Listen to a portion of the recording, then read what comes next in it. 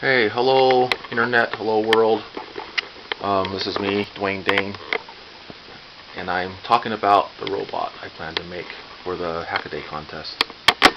And it's going to have, hopefully, 4 treads. So there'll be 2 out front, 2 in the back. And then the idea is that the treads will rotate. And so they'll be able to rotate both to take up a smaller footprint, or to raise the robot up on tippy toes. I think that would look kind of cool if the robot came up and was up on tippy toes. And then also to go upstairs, so it can angle up, go upstairs, and that's going to be a trick, but anyway, that should be interesting.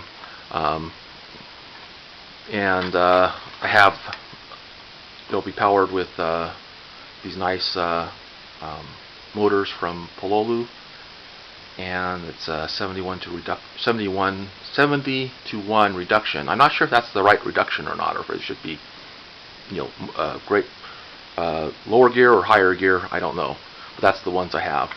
And so the robot will change positions, and these are the treads from Vex, and I have another set over here that I will use to make another set, and I'll probably make the next prototype out of this expanded PVC as well, which is really easy to work with. It's cool stuff. And this is like one of the the next level of prototype was what I was planning on anyway. And you can see where I have these little different color circles and stuff represent if that part is supposed to be cut out or if it's not supposed to be cut out, depending on which side it is. Because actually I have the same printout for both this side and this side. And so if there's a blue dot, one side gets cut out, and if there's a green dot, the other side gets cut out. Of course, if they have both colors, then they both get cut out. And yellow means something else. I don't remember what it does. And I'm using, what are they called? T-slots, I think, where you cut into the material. Let's see if I have, yeah. So you kind of have this T-shape cut. That the cut's not made here yet, but you cut into the material, and actually this material up here would be cut out as well. And then it would, let's see, this is an E, part E. I'll look on here, here's part E. So that would fit into there. So the blue squares end up going where the blue circles are, and that would fit into there, and then you'd use a little nut and bolt to secure it in place. And yes, so that's kind of the basic structure of the robot. I need to make it stronger though. The front of this needs to be worked on. I'll probably add some sort of aluminum L bracket to make it stronger. I need to improve the back end here. Have some sort of a way of tensioning the tread. There needs to be some sort of spring or elastic thing that holds the tread taut. And I'm thinking this point here might be the best place to have that tensioner. I'm not sure though. And what else? Okay, blood pressure. So one of the sensors will be a blood pressure cuff. So I have the blood pressure cuff, and it came in this nice little thing here, but the gizmo itself does not have a digital out on it. But when I opened it up inside, the circuit board had pads for a digital output. And I soldered on some header pins on there, and then I added some wires, and I could read the output of the blood pressure cuff on the computer. And I'll have this hooked up to a microcontroller and read it on a microcontroller. And let me find the microcontroller I plan to use. I will use a propeller board of some flavor.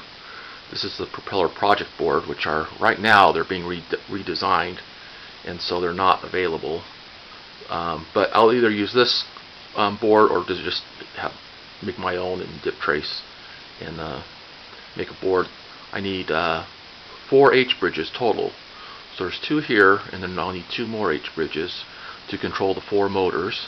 And then I also need to read in 4 sets of quadrature encoders. And I've done that before with the propeller. You might want to look at one of my other projects is the mecanum wheeled robot, and I did something similar with that. I had 4 motors, 4 quadrature encoders. I was able to control the speeds okay with that one. So I'm pretty confident I can do the motor control okay on this.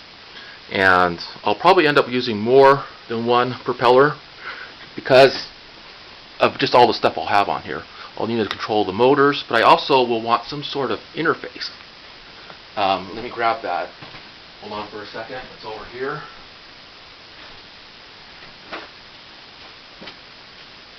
Okay, so this is my,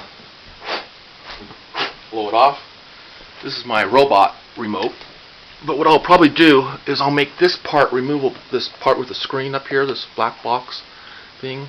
I'll make that removable so I can use it on the robot and have it as an interface for the user.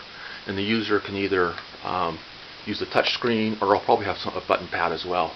I just like lots of input devices, basically because they're kind of, I think it's fun and cool, and it's so non-Apple-ish to do it that way. And what else?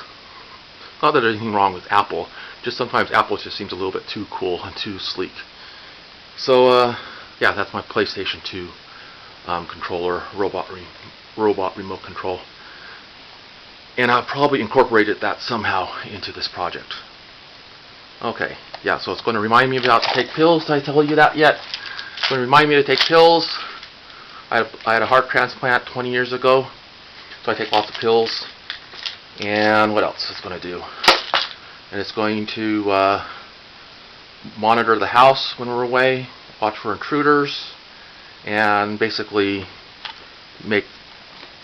probably create world peace is what I figure will end up happening. So anyway, that's my Hackaday 2015 entry, and that's it for now.